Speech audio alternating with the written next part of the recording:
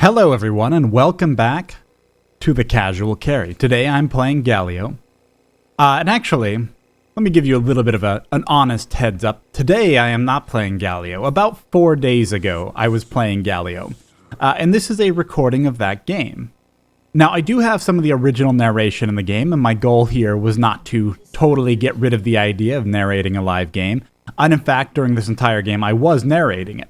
However, about midway through this game, a little later than midway through this game, I got a Skype call that totally destroyed my ability to concentrate on the narration.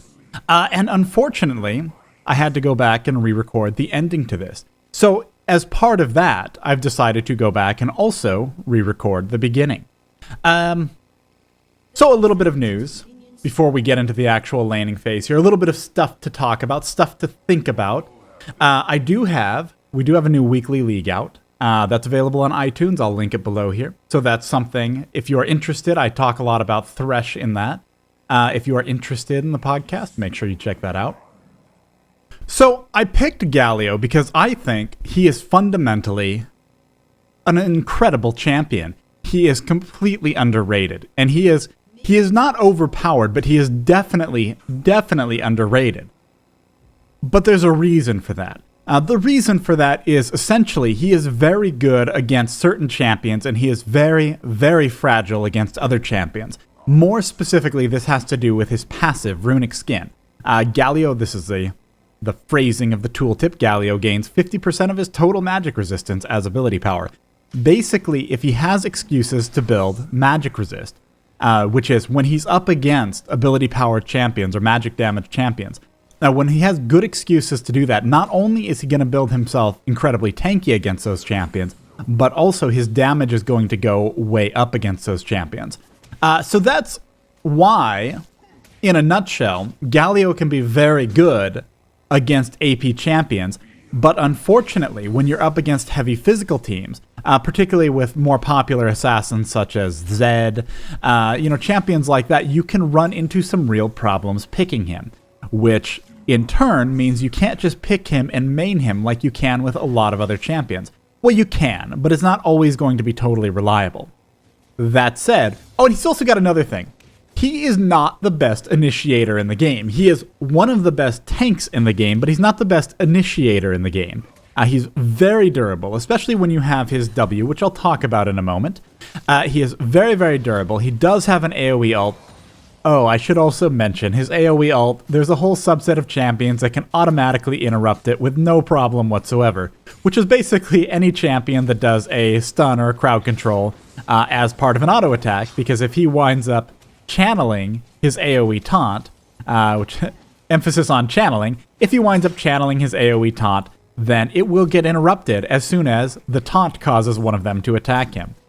So he does have a glaring weakness in that regard, which puts him into the interesting category of being a great last pick when you know what everyone else has picked and when nobody has a chance to counter you anymore, because there are a number of ways to very easily do so.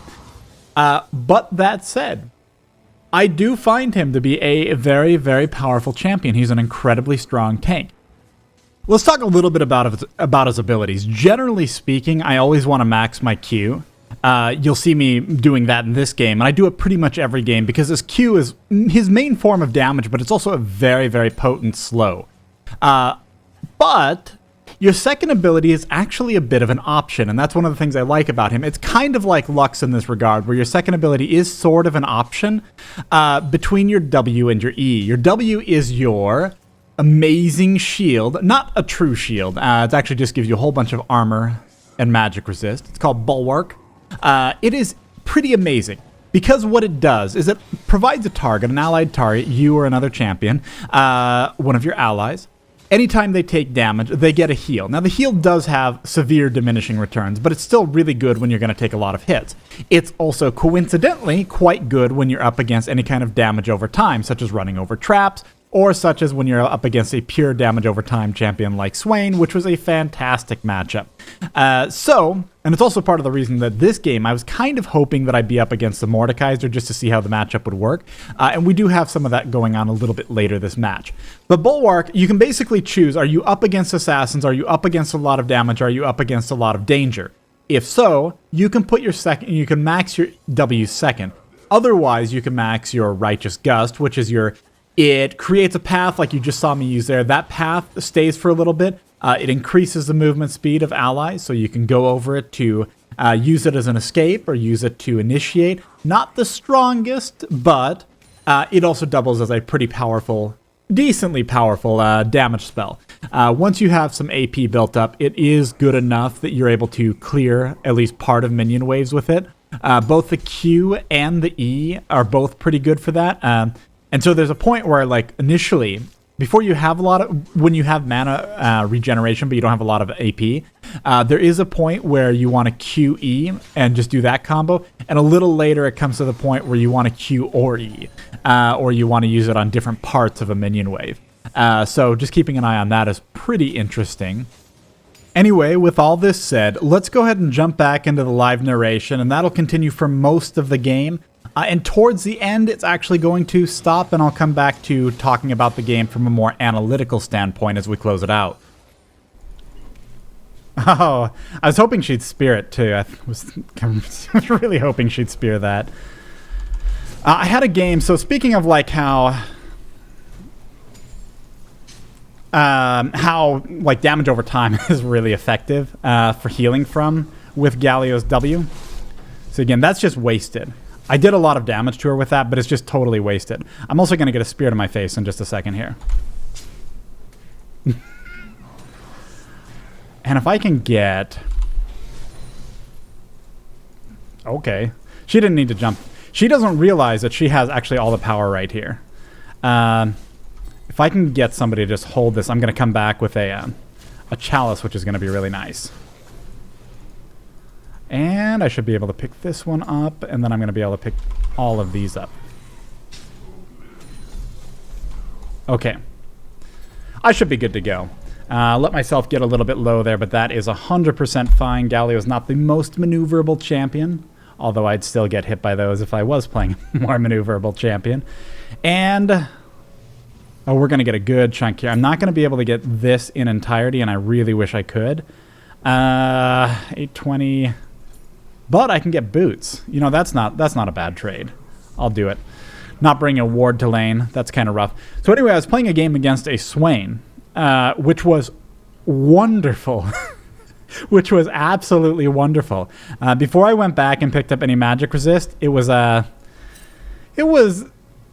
going in my favor, but it wasn't like just godly amazing. After I got my chalice, the lane just totally fell in my favor. He could not do anything to me in lane because he relies on those damage over time, and I get just so much healing out of it. So I'm basically sustaining at full health. If I can remember to, I will actually include a couple clips of that matchup, like at the end of this casual carry. I'll just attach it to the end in the video, in the editing process. Here's the thing about blue buff. Something that kind of a lot of players don't realize this, that are like giving you blue buff. A lot of junglers don't realize this, but your damage potential, especially early in the game, you do not easily just burst down a bunch of... oh, where is this Nidalee Spear? It doesn't even matter. It really doesn't matter. Gonna get some healing off that. So I just walk over the trap because the trap is going to heal me with the little ticks of damage, and that's just fantastic. And... see if I can path and hit one of these in time. You see, this farm is just going to go totally in my favor here.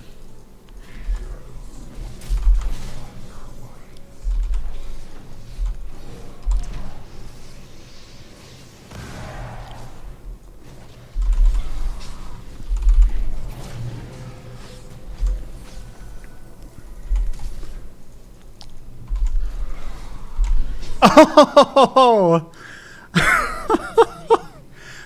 So I'm amazed she went back in for it. I lost my blue buff, but she didn't get it. We just deleted a blue buff from the map. Oh, that's brutal. That was a really... So here's the thing about Galio. And this is something I was realizing, and I have played him for years, but I was actually just now realizing it, not just now, but this week. He is a disengage tank. He is an incredible disengage tank. He is, in fact, so Trundle is also a tank that can be used very, very well for disengage, but a lot of tanks can't very effectively. Amumu, I think, is like the pinnacle of tankdom. Leona obviously falls in there too. I don't know why my character's stopping here. Leona falls in there too, and so does like Nautilus. But I really feel like Amumu is like, he's just amazing. Just totally, totally amazing. And let's see if I can get this, and... So anyway, Amumu is not a disengage tank. You can really, like, he has two modes, engage or don't engage, but he doesn't have disengage. Like, you're not going to use him to let your team fall back. You can very occasionally. Let's see if I can. I probably can't do anything here. No. I just saw Warwick's ult go off, so that's not happening. And I don't have my ult up yet.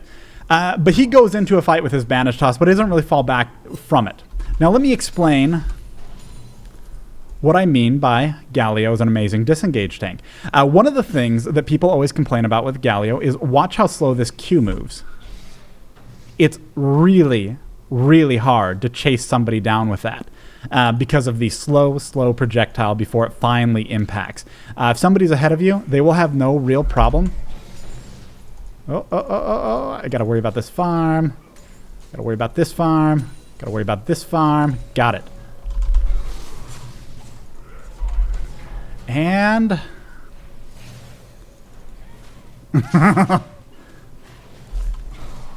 oh, if I had landed that, got a flash on it. You know what? That's worth it. Oh shit! Oh shit!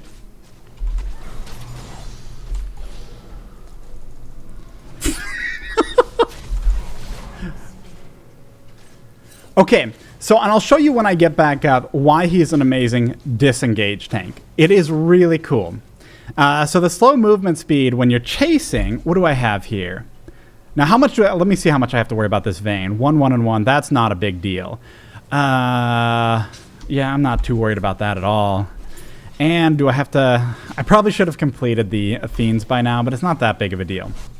All right. So as we... Oh, and the Gust of Wind. The Gust of Wind helps you get in on some fights, but it's not the same as a bandage toss. It's not the same as anything else. But it does help either direction to help people get in on your team, kind of like a Jace acceleration gate, or to help people get out. So it's kind of both ways. But watch this. So the effective range, because it travels so slow, you can put it like way ahead of somebody's path, which means you can be much further ahead of your opponents. Oh, nice. It's actually kind of amazing. Kind of amazing, but I've got 48 seconds on my... Yeah, see, it's pretty hard to land. I mean, never mind the fact that she's mobile, but she has so much time to react to it when I put that out there.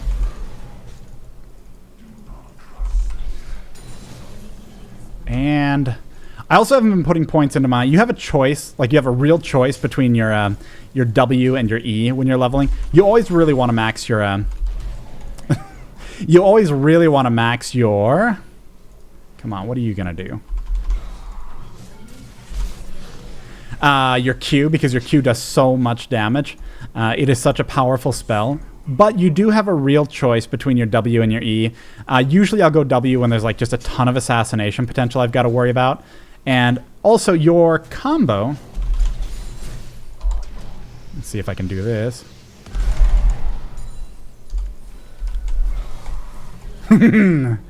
Oh, that feels good. Usually when there's a ton of assassination potential, I will actually take my W. The W being the shield, the E being my Gust of Wind. The Gust of Wind isn't... It's not that amazing. It's pretty good. But I usually just use it as part of a damage combo. And obviously situationally for engaging, disengaging, etc. And hopefully... Let's see if I get this blue buff, and then I'm going to... Oh, and I'll have Athenes too. It's going to be wonderful.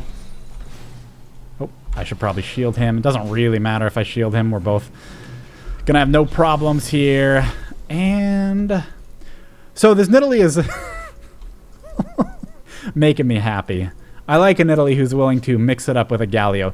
Basically, I like any magic damage champion who's willing to get into melee range because I don't have an initiation of any sort. So it's... Oh my god, I got that one too. Man, my last hitting is on point today. This feels good.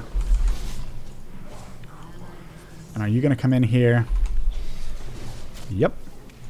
Yep. Oh, look at this. Oh, she's going to heal herself for like 1 billion. Ooh. Pinching my wingtips there. 45 seconds on my ult. Usually I want to, if I'm going to queue these frontline minions, I want to at least get some, a little bit of damage on them so it's just a queue and I don't need to worry about damage overlap. A little later, ooh, what are we going to do here? Nope. Let's back off of that.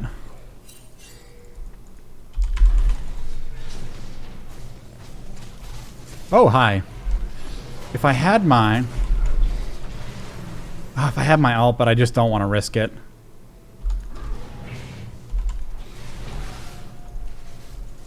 Well, it was nice thinking I might deal some damage to Mordekaiser.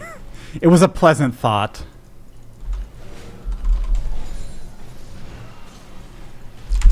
Nope, he's dead. Right here.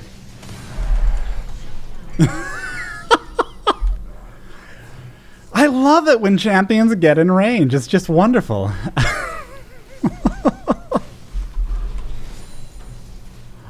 Okay, what can I... So that... That's kind of the whole, like, you must use flash... Oh,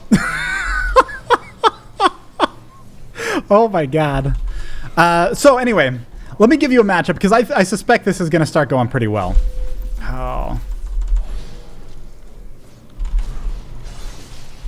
Oh no, I didn't get my other Q off. Wouldn't have mattered, I don't think, but I'm sad that I didn't get another Q off there. And what do I have here? I'm just thinking out loud here. So, matchup against a champion like Swain is amazing. A matchup against any kind of mage is usually going to go in your favor. As long as you can catch them. If they're long range and they stay long range, you're kind of screwed because you can't do a whole lot to close the gap unless you have your flash up. Or you're using vision to your advantage if you watch that video. Or anything like that. But it's pretty rough. It's pretty rough to be AP against Galio. But the problem with blind pick is it's very easy to be AD against Galio. And if your whole team is AD, you really, really are going to have a hard time. And the main thing is Galio is exceptionally good. Let me see if I can get some of this and then go help out. Are we going to get down here in time? Yeah, we're going to get down here in time. Oh. Got to get one hit.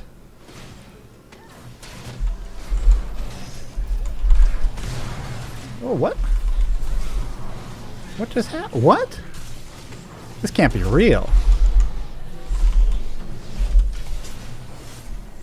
This can't... I don't even know what all just happened there. I don't know if that was...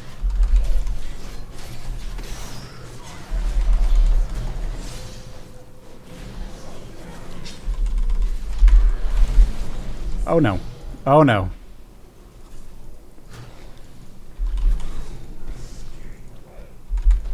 Come on. Come on.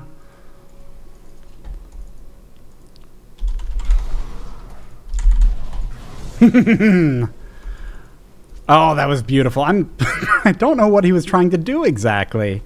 I just assumed he was trying to... Wait, how did Nidalee die? I assumed he was trying to bait me into Nidalee right there. Oh, what just happened? How did Nid die?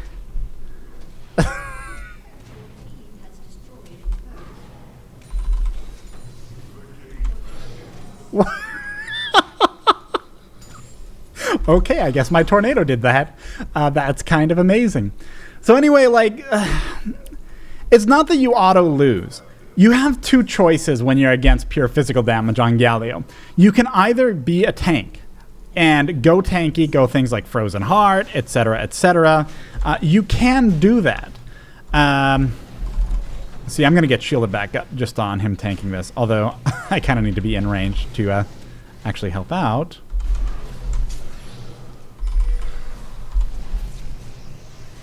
This is not going to turn into anything.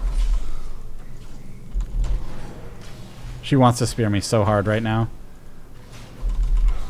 She wants to spear me so hard right now. Oh, God. Why would I do this? This is awful. What are we doing? Oh, that hit him. That hit him hard.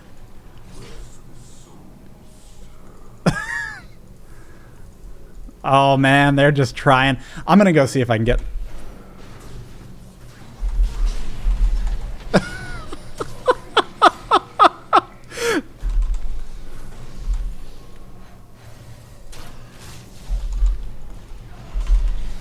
Oh, so good. I don't know if I'm going to be able to do anything. Oh, healing. I like healing. They can't push this. Oh, I want to kill her so bad. I want to kill her so bad.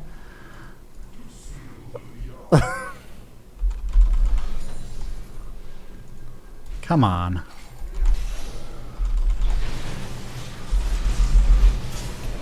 I'm so close to my ult again. 3 seconds.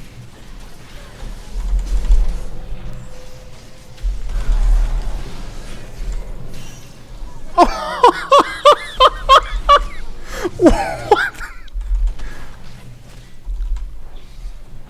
Oh, come on. Come on.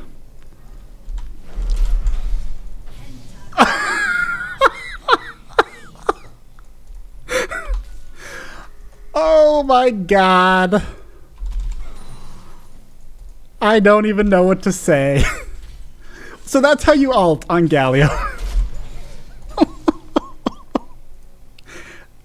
I'm happy.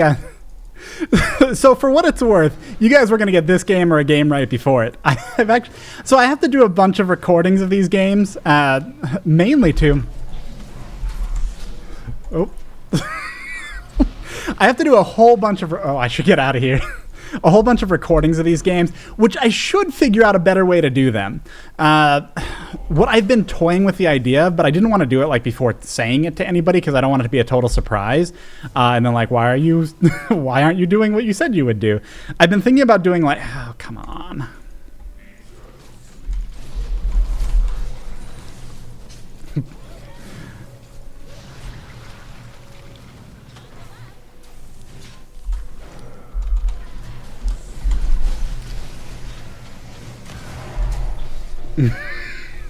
Oh.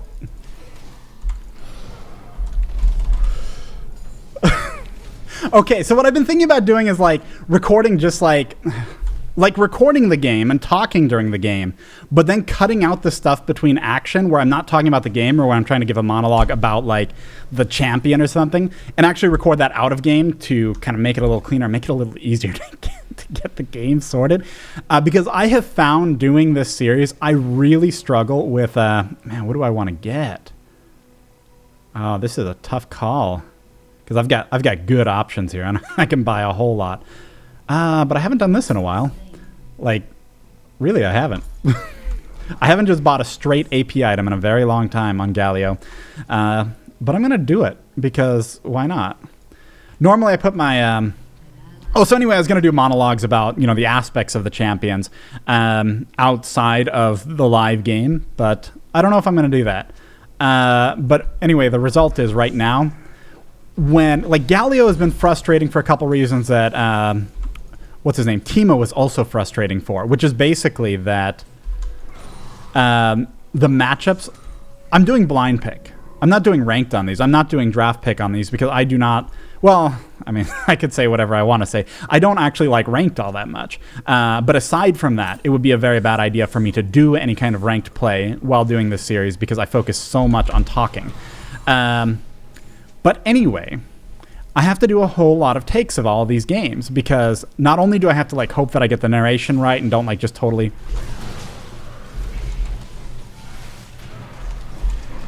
Well, I'll get these two off their backs.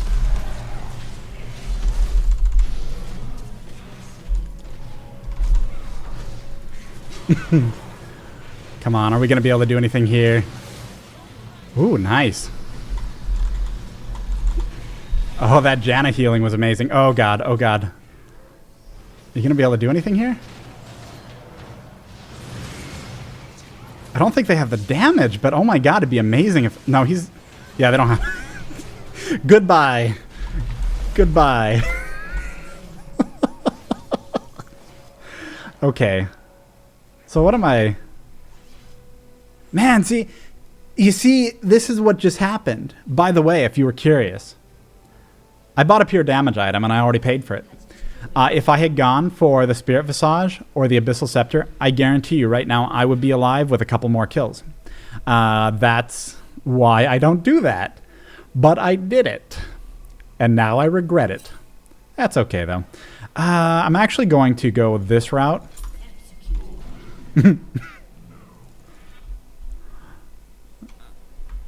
Are they going to pick that up? I want to watch here, just see if they do. Yeah, that's unfortunate. Oh, well. See, I would have picked up a couple kills there if I had actually gone for more magic resist, because I'm up against 2 heavy magic damage champions, and I would have actually been able to probably heal through it quite a bit more. Not for the magic resist part, but because I would have been picking up a healing-related item. Oh, my wave clear is amazing. Have you seen this? So... I don't know exactly what I was talking about. Oh, so you... And now I'm going to get to a subject I was talking about 10 minutes ago.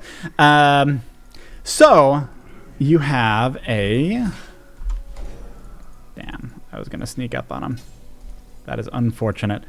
When you're up against physical damage dealers, you have a choice on whether you're going to build straight tank or build straight magic resist and AP.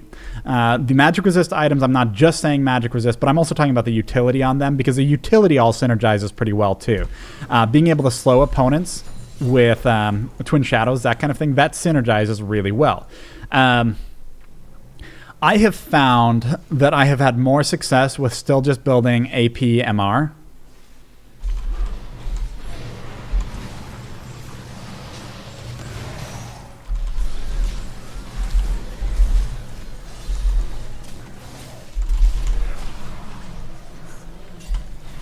What can I do? See how, like, I'm just so flexible in... Oh, God.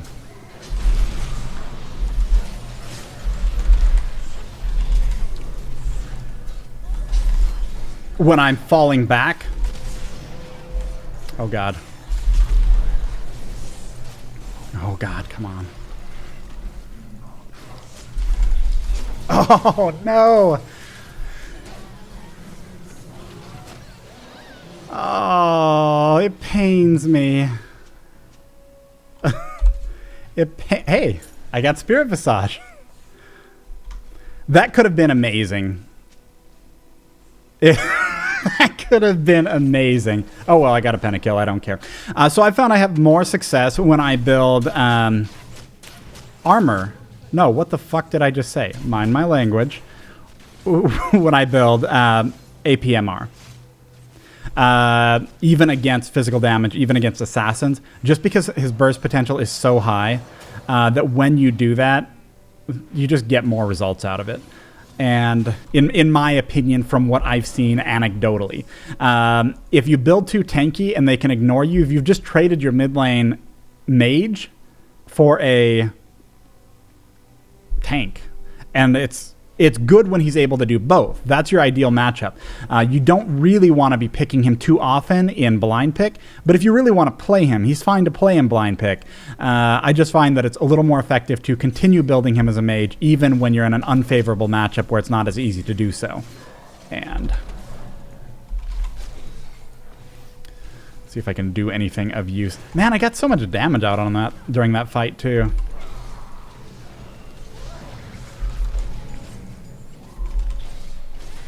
I'm not sure what our goal is here.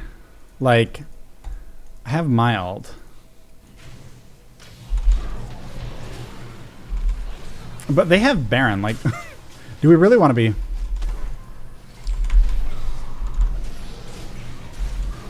Oh, come on. How are we doing this? Got her. I'm going to stay in the back here. It seems a little weird for Galio to do that, but...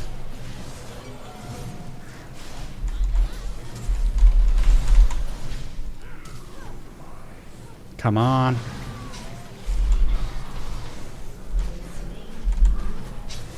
Come on. Come on, Nidalee. Do your thing, Nidalee. Do your thing, Nidalee.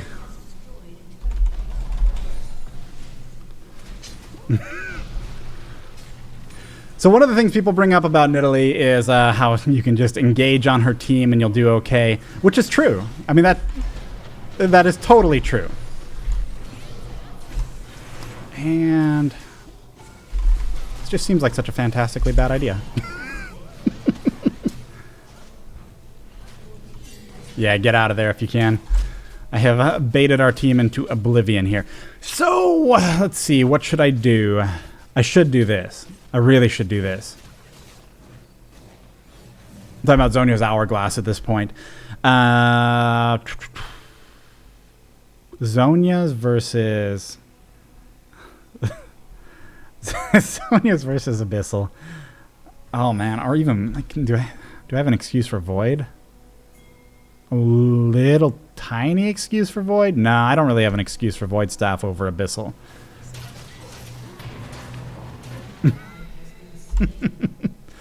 I'm debating, though. It makes me think. Well, anyway, I have 1,600, though. They get something real nice right now.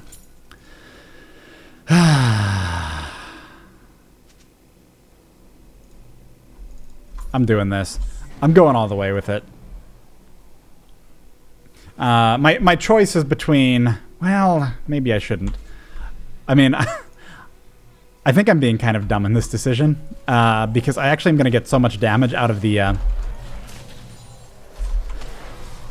of having the Zhonya's Hourglass separate of anything else. But reducing MR is so helpful.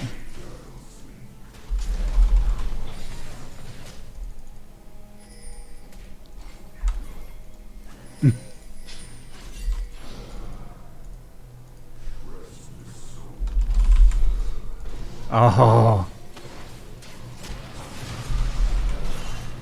Come on. Come on.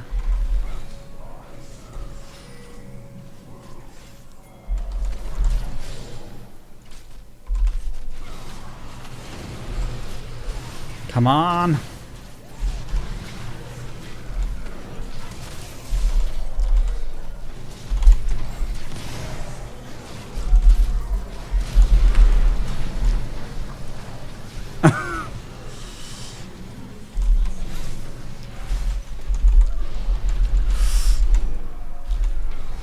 Come on. Oh, yes, yes, yes, yes, yes.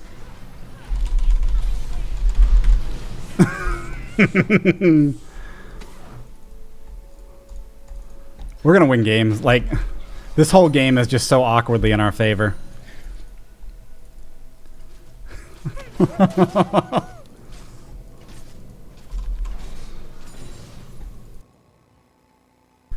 All right.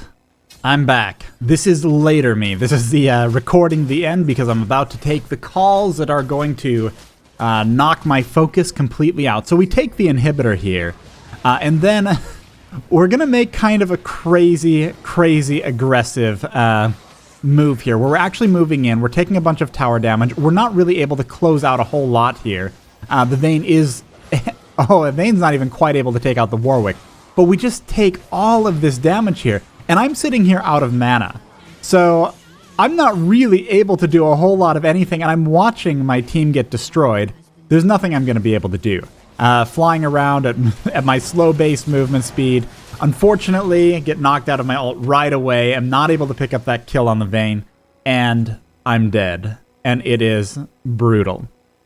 One of the things that I've been reading a lot about, or reading a lot of complaints about, I should say, is a lot of the anti-snowballing mechanics they have put into the game in Season 4.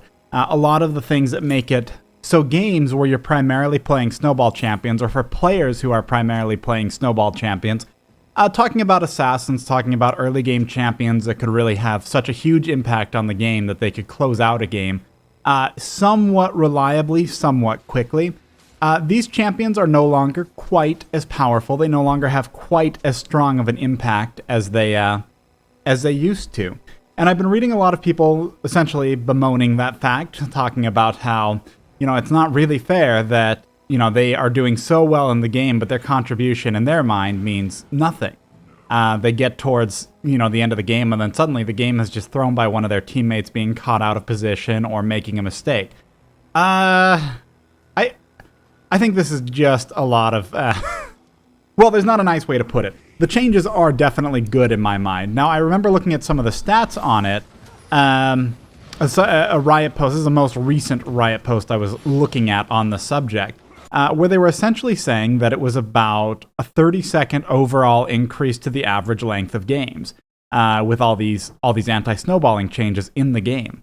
So 30 seconds, but, and by the way, I'm about to take the Skype call. You're going to see the screen go black just right about here. I think it's about to come up. I'm looking at the timeline for the video. I alt-tab, and then I take the call. Well, I don't actually take the call, and then I alt-tab back over, and then I'm going to get a second call after this. But it's about a 30-second overall average increase to the length of the game. And then, so that doesn't actually negate what people are saying about, well, I'm playing these snowball champions, I'm doing really well, and suddenly I can't do that anymore. Because those are likely the players, if they are doing really well with snowball champions, or doing really well with those assassins or those other kind of high priority picks, those are the players who are going to be increasing that average. Maybe their games on average are going up quite a bit more. But overall, I find the fundamental flaw in the logic here being, okay, so when you're snowballing on those champions, at first you have to do it because somebody else makes a mistake. Somebody else doesn't recognize the power of your champion in the early game. They make one mistake, and not everybody's going to be a part of that mistake in most cases. I remember I found it very, very frustrating when a game was essentially lost, which I'm sure you've all seen too. Let's see what's going on in this team fight right here. I think we're actually struggling. I think we actually struggle in a number of our team fights coming up here, but we kind of go in too deep. Do I pick up that kill? I don't even pick up that kill. Do I get out of here at least? Come on. Kill the vein. I think I kill the vein. No. Yes. No. Nope. Nope. Nope. Nope. Nope. That's the end of me. So a lot of these champions were basically relying on one of their opponents making a mistake and snowballing that lane, and then you're sitting in a lane on the other side of the map or whatever, and there's nothing you can do about it. I remember with the Cassiopeia, like the Cassiopeia lane was a good example of this, because with Cassiopeia, when we were doing Casaraka with the Soraka-Cassiopeia combo for ranked games, we would frequently do incredibly well. But where we wouldn't do well is when an assassin was picking up kills, particularly a top lane, and then the top laner and the assassin were doing so well, they snowballed out their lane, they could come to bottom lane. If they had any form of mobility, like a Pantheon or whatever, and if they had that little burst of damage, that was enough to completely lock down our contribution. Because we didn't have really the escape mechanism, and when they're just so far ahead, there's just nothing we can do.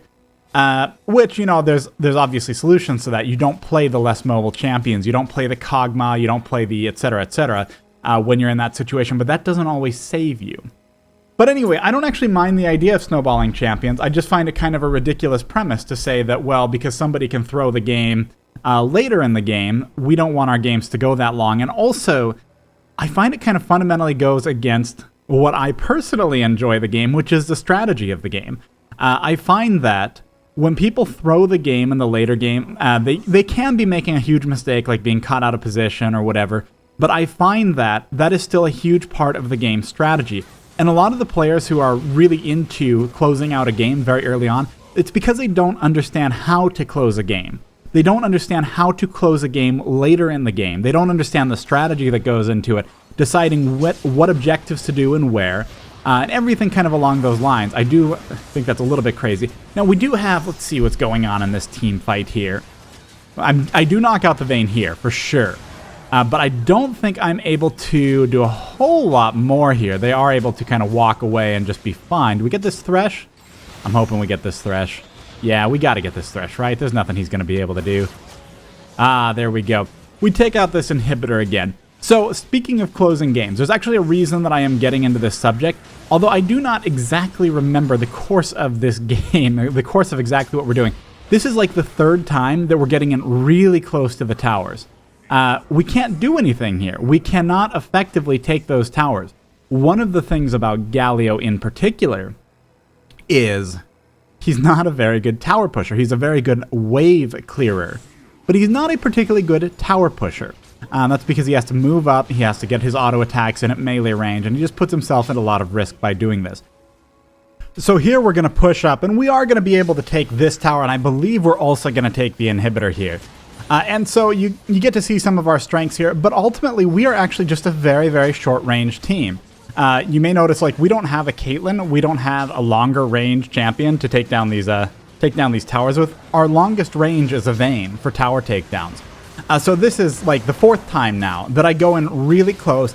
Part of this really is my fault for getting in so close. Our opponents are behind us, just totally zoning out the rest of our team. We're going to try to get away, but this is just like another time when we're just pushing in too far without the actual ability to do anything to the towers.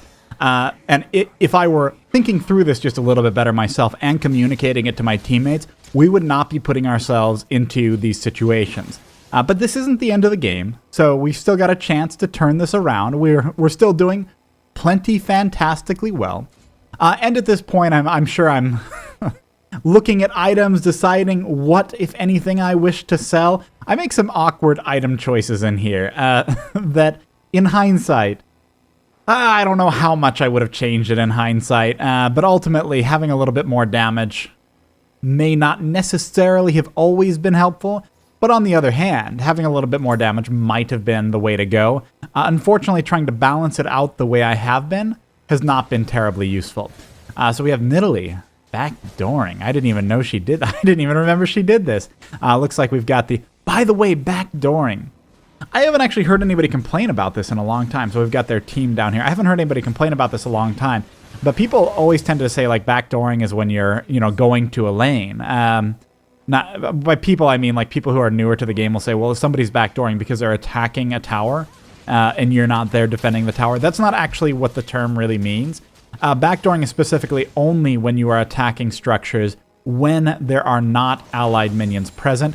And it really only mattered in the sense of Dota because there used to be kind of the player's agreement that it's really kind of unfair, unskilled to be going behind enemy lines, going behind your own minions, and trying to win a game by taking down structures when your own minions aren't even there. I think that's just totally ridiculous. I'm very, very happy that League never had that kind of social problem, that social stigma attached to playing the game in intelligent ways. Just personally thinking here. And I missed that Q. Oh, it's tough. It's a rough life playing Galio. And you're going to see kind of another big problem coming up here. I think this is what I'm going to do. I'm going to be pushing top lane here. Now, top lane is actually the last place that we really, absolutely need to go and push. So you'll see some very, very rapid wave clear here. Push right through. That's one of the things I have mentioned several times, but I do really love it about Galio. And then we're going to go ahead and get some pressure onto this tower. I think this tower is actually going to go down pretty quick. Usually when I'm pushing up here, I want to put a ward at least there. So I have some warning when people are coming in. And I think we're just going to get this one really quick as well. But you are going to start seeing right here. So let me explain the problem here. I should not be here, but nobody else is here. And so I want to be here. Now, I don't think I'm going to get killed terribly quickly here, but let me explain. I am probably our biggest threat by a good margin on the team. They cannot send one single player to stop me. They just can't. However, I'm not a good tower pusher. So the actual correct way to play this is for my entire team to be where I am right now, and for me to be in another lane that's undefended where I don't have to push a structure. All I have to do is push out the minion waves.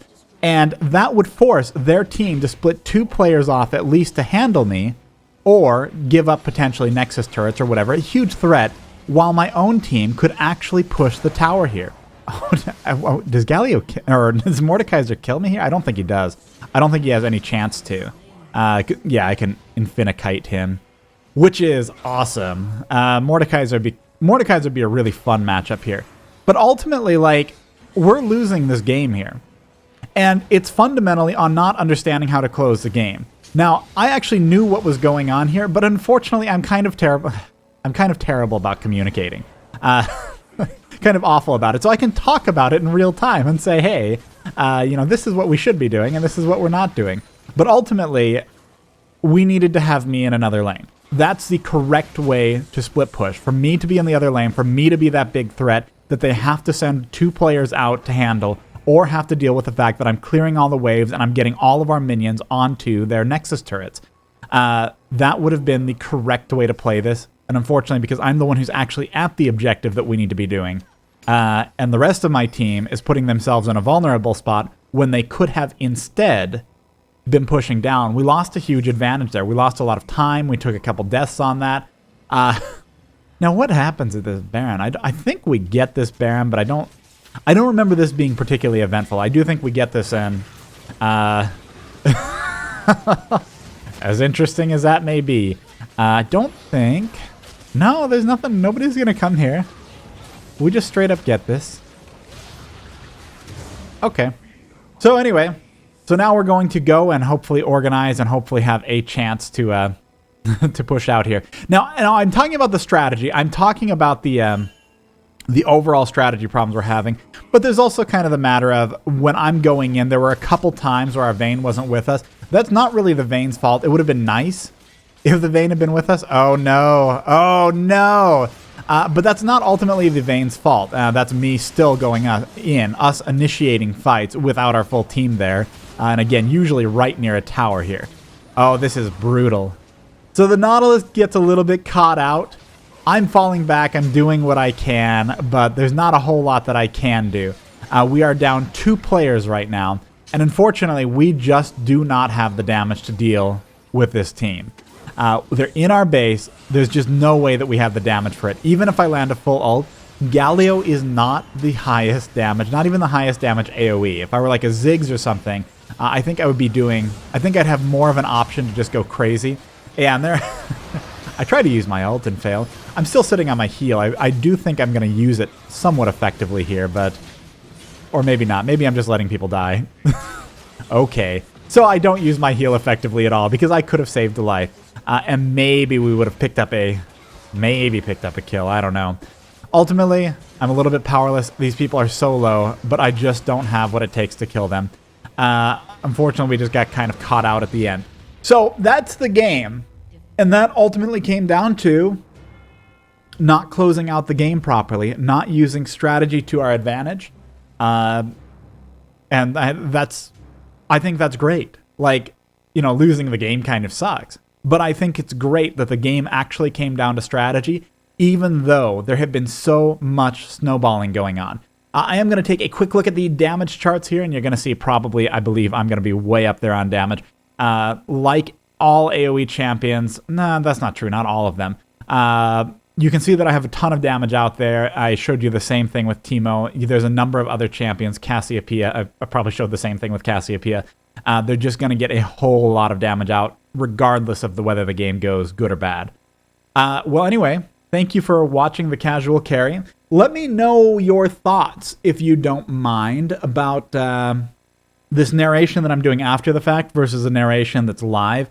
The narration that's live, I like the quality of it, where it's in the moment, where I'm responding to things that are happening in the moment at the time. I think that's a very good thing. But I do like being able to talk in this format too, I am finding, because I'm able to get more thoughts more coherently out without a lot of interruptions to my thinking process.